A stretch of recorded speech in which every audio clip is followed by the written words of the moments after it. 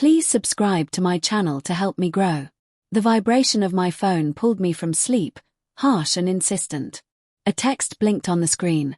Something urgent. Can you come? The clock read 4:07 a.m. My chest tightened. It was her. Why at this hour? My mind raced through possibilities: car accident, family emergency, but my gut coiled with unease. I threw on my coat, the chill of the night biting at my skin as I walked the familiar path to her apartment. The street was silent except for the distant hum of a lone car, and yet every shadow seemed alive, every sound amplified. My heart thumped unevenly, a storm of dread and instinct telling me something was off.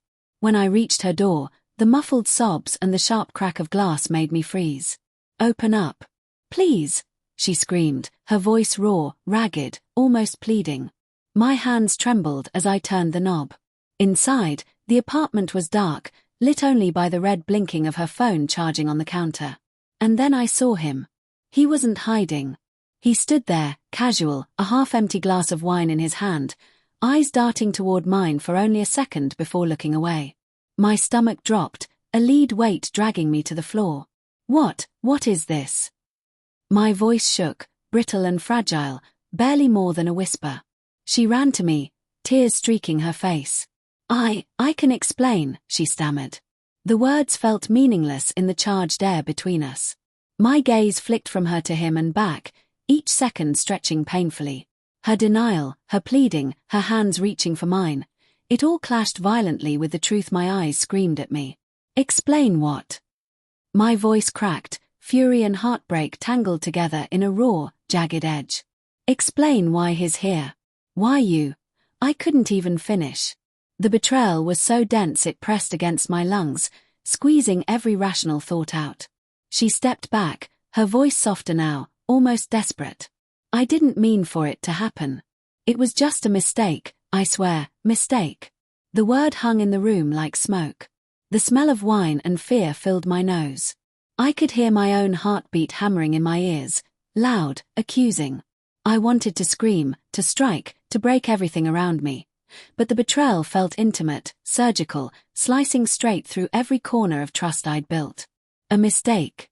How many mistakes? I managed, the tremor in my voice belying the storm inside. My mind replayed all the moments I'd rationalized away, the late nights, the sudden irritability, the secretive texts. All the red flags I'd waved off. All of them pointing to this very moment. He cleared his throat, awkward and uncomfortable, but his presence alone enraged me further. I didn't mean. I turned away from him, focusing entirely on her. Why me? Why us? The question wasn't about morality.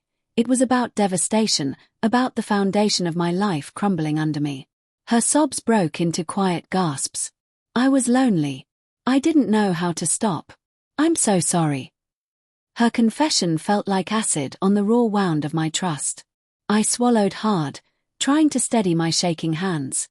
I wanted to hate her entirely, to never forgive, yet part of me, a part one hated, still sought the woman I loved, still wanted to reach for her, even as the proof of betrayal stood before me.